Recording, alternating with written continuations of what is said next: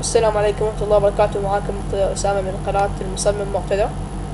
اليوم معي درس وكيفية التخلص من الإعلانات التي تظهر على جوجل كروم أو بخصوص على اليوتيوب، وتكون غالبا ما تكون مزعجة بعض المستخدمين. مثل ما جاي تشوفون إنه هذا الإعلان هو خاص بالفيسبوك. يعني هذا الإعلان طبعا إذا ضغطت عليه حياخذك إلى إلى ملفات أخرى وغيرها، أو تظهر هذا الإعلان على فيديو ويمنعك عن المشاهدة. للتخلص من هذا عندنا طريقة إنه نقوم بتنزيل برنامج خفيف وبسيط جدا هو التخلص من هذه الإعلانات، وهذا البرنامج مدعم من شركة جوجل كروم. وهذا البرنامج سيتم تحميله من سوق كروم الإلكتروني. نقوم بفتح جوجل، كتابة اد بلاك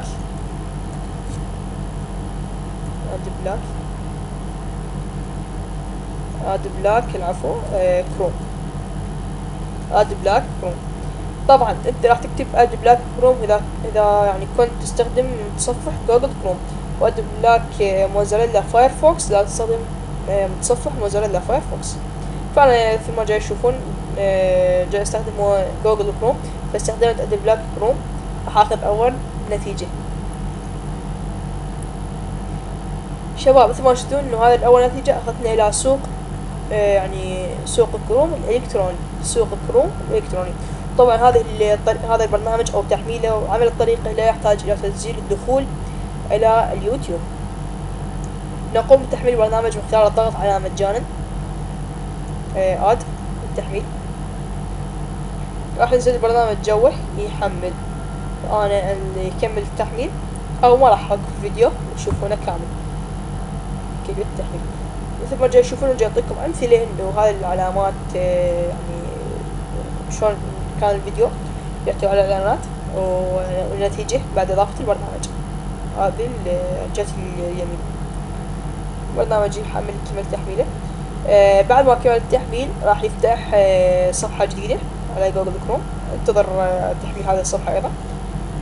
كمل التحميل. للتأكد من وجود البرنامج هو هذه العلامة قرب علامات الإكزات الخروج. هذه العلامة هي علامة الاد بلاك. كل ما علينا أن نقوم بغلق جوجل كروم. طبعا شباب راح أحفظ هذا الفيديو لأن هذا الفيديو هو يحتوي على الإعلانات حتى أراويكم النتيجة. نقوم بغلق جوجل كروم وإعادة فتحه.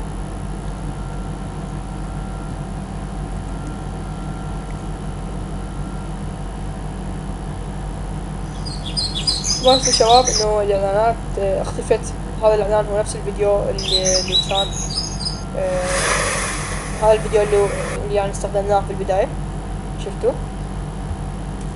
اختفى الاعلان على جهة اليسار، وهسه ادخل على اي فيديو مثل هذا الفيديو ما راح القى اي اعلان. حتى الاعلانات اللي كانت تطلع على اليوتيوب تقوم بغلقها ايضا. بسم الله الرحمن الرحيم.